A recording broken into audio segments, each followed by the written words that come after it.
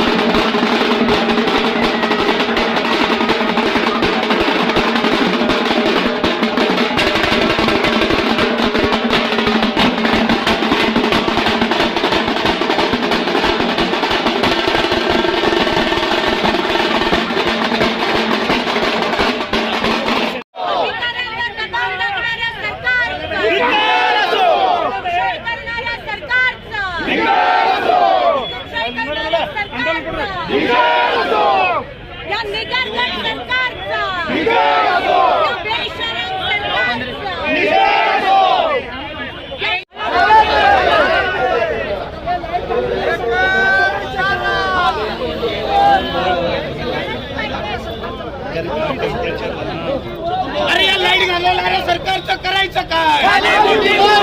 अरे या भ्रष्टाचारी सरकारचं करायचं काय? अरे लाईट घालवणाऱ्या या सरकारचं करायचं काय? महाविकास आघाडीचा, महाविकास आघाडीचा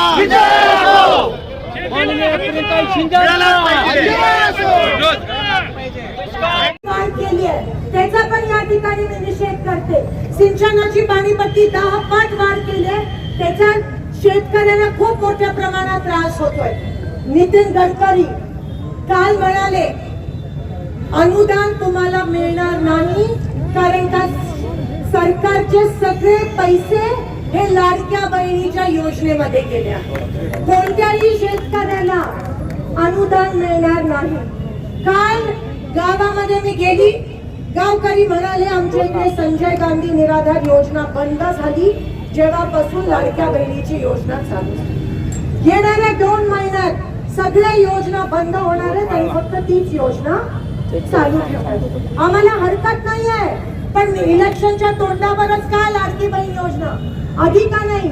माझ्या इलेक्शन मध्ये टेबलाच्या खालून 5-5 हजार रुपये देत होते, आता वरून देत आहे. काय फरक आहे? आता खाली कारभार चाललेला टेबलाच्या, आता टेबलाच्या वरून या भ्रष्ट सरकारचा कारभार चालू आहे. त्या गोष्टीचा मी निषेध करते. स्वतः नितीन गडकरी त्यांचे मंत्री रेकॉर्डवर बोलले की अनुदान बंद होणार. महाराष्ट्र सरकार हे बँकरप्ट झालंय, दिवाळखोर झालंय, कारण का सगळे पैसे या योजनेत गेले. पण माझ्या शेतकरी मायबापला काही, अहो आम्हाला महिला तुम्ही विकत घेणार आहात का? आम्हाला सुरक्षित व्हायचंय, आम्हाला सुरक्षित जीवन जगायचंय, आम्हाला विकत घ्यायचा प्रयत्न करू नका. हे बीजेपी सरकार महिलांना तुच्छ स्थान देतं. म्हणून बदलापूरच्या घटनेचा 4 वर्षाच्या चिमुकल्यानं पण या बीजेपी साठच्या पदाधिकाऱ्यांनी सोडलं नाही.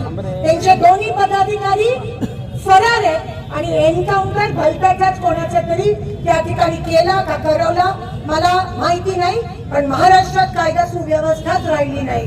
आज जे सरकार शिवाजी महाराजांच्या पुतळ्यावर भ्रष्टाचार करतं त्या सरकारला आपल्या समोर तोंड दाखवण्याची पण त्या सरकारची लायकी राहिली नाही. आज शेतकऱ्यांचे अनेक विषय, मग पाण्याचे असतील, माझ्या मंगळवेढ्याचे 24 गावाचे प्रश्न असतील, मोहोळ मधल्या अप्पर तहसीलचा विषय असेल जो दमदाटी करून दुसरीकडे घेऊन गेले, आम्हाला मोहोळ मध्येच पाहिजे. मग मंगळवेढ्याचा दुष्काळग्रस्त गावांचा प्रश्न असेल, माझ्या पंढरपूरच्या कॉरिडॉरचा प्रश्न असेल, पंढरपूरच्या आपल्या मंदिराचे अनेक प्रश्न असतील, शेतकऱ्यांचे प्रश्न, अक्कलकोट मध्ये पाण्याचे, दक्षिण मध्ये पाण्याचे,